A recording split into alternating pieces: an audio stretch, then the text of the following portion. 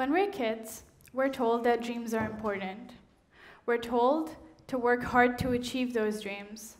We're told that if we work really, really, really hard and achieve our dreams, then one day our life will be amazing. Success will be ours and everything will be blissful. When I was a little girl, I had a lot of people like that around me who told me to dream, and I did. My dream as a little girl was to go to college. I know a lot of people as kids dream of that, but I was in a slightly more precarious situation. You see, I come from a very culturally conservative family in Pakistan, where girls are generally not allowed to go to college or pursue a professional career. Of course, not all families in Pakistan are like that, and I can only speak to my own personal experience with my family. And even my own family wasn't some vicious, evil cult that kept women locked inside the house, never letting us see the sun. It's just that my family prioritized certain things over others, and women's education just didn't make the cut. As girls, we went to school, we graduated, we married the man our parents had picked out for us, we moved to his house, we had his kids. Of course, we had to look pretty the whole time. And then we continued the cycle. We didn't question the cycle because we weren't allowed to. When I was a little girl, I knew I wasn't going to end up like those people. I was always a good student, and I wasn't going to let some man get in the way of my dreams, and especially not one that I didn't get to pick. So, fast forward, senior year of high school, I applied to New York University's Abu Dhabi campus, but in secret. No one but my college counselors knew. As fate would have it, I got accepted to Candidate Weekend, the university's 2-day interview process, for which they fly you into the UAE on an all-expenses-paid trip. My secret had to become not so secret. I couldn't just leave the country for 2 days without letting anyone know. Frankly, I wasn't even allowed to go to the corner store to get shampoo for myself on my own. I still remember the day I found out. I was at my grandfather's house. My dad was away on a business trip, and for some odd reason, my cousin had taken my cell phone with her on a school trip because hers wasn't working. So when my school tried to call me to congratulate me about the interview, they couldn't get through. They called my mom instead. That was the first time my mom had heard about this. Needless to say, my mother was not pleased.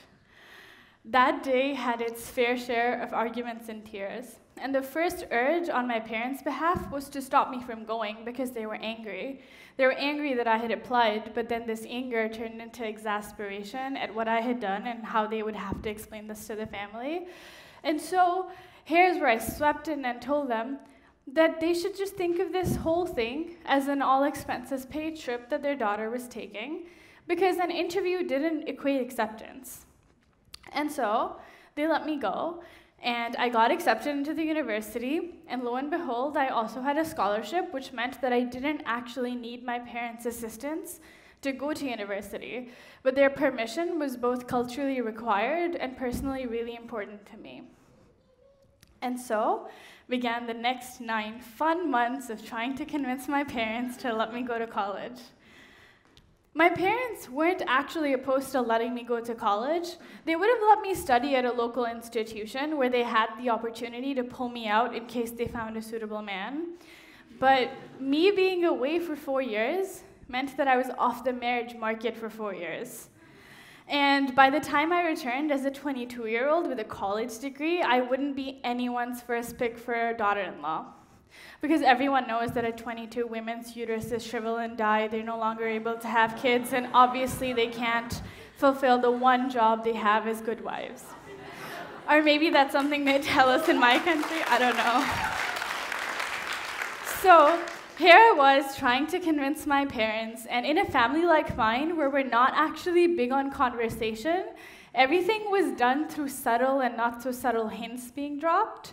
So my parents often talked about how a woman at 22 with a degree had absolutely no chances of getting married to a good man. But I actually didn't know I was going to come to college until 2 weeks before my flight was meant to take off. That was when my parents offered to take me on a shopping trip to buy clothes for college, their way of saying yes. In retrospect, my parents weren't trying to deviously hold me back from something that was really important to me. It's just that they were genuinely scared and conflicted, because me getting an education meant that I wouldn't be able to achieve the ultimate marker of success in my society, which was marriage.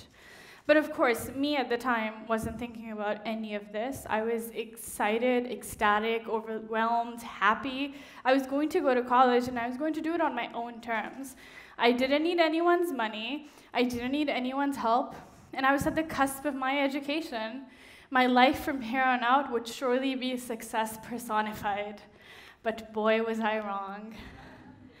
You see, when all those people were telling me about the importance of my dream, about the importance of achieving it, they had forgot to leave, they left something out of the equation that was very, very important, and that was what happens after.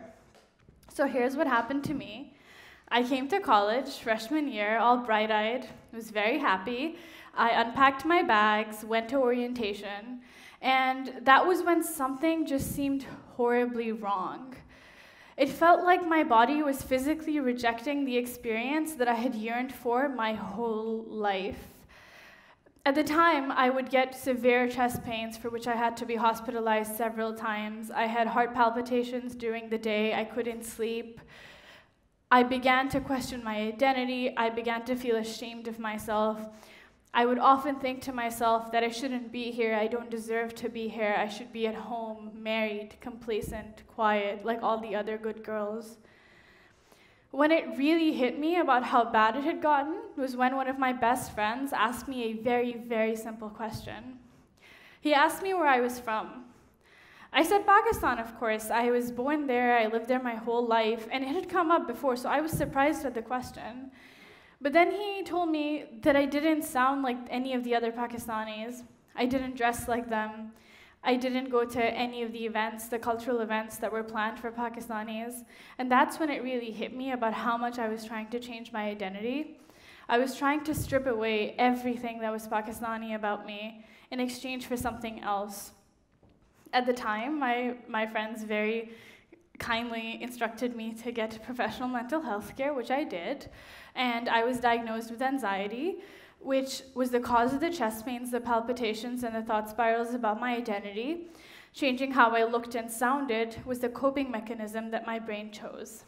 Unfortunately, another side effect of the anxiety was that it aggravated my psoriasis, an autoimmune skin disease that I'd had since age 14, which then morphed into psoriatic arthritis, which put me in chronic pain in my right foot, which I have to this day. But this day is 3 years later. This day is 3 years since I achieved my dream and came to college. I still get the chest pain sometimes. My foot hurts all the time. I can't walk long distances, and I am often judged for taking the elevator up one flight. But I did all this because I believed in what I dreamt of. I believed in my dream. And now would be an amazing point for me to say I would do it all over again. But the truth is that I'm going to have to do it all over again.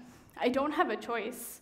The girl that wanted to go to university, to go to college to become independent, wants to do other things now. She wants to go to graduate school, she wants to get a job. But the problem with those things is that there's challenges. The expectation is that I will return home. My parents will work super, super, super hard to find a guy who will marry someone like me at 22 with a college degree. And then we'll finally be able to move on from this horrific college business. But what has that got to do with any of you in the audience today? Why do my experiences matter? What's the link between my experiences and your aspirations? I think for starters, we can all agree that each and every one of us has had a dream at some point or has a dream. It could be anything, really. It could be that job interview, that publication, the guy, the girl, whatever.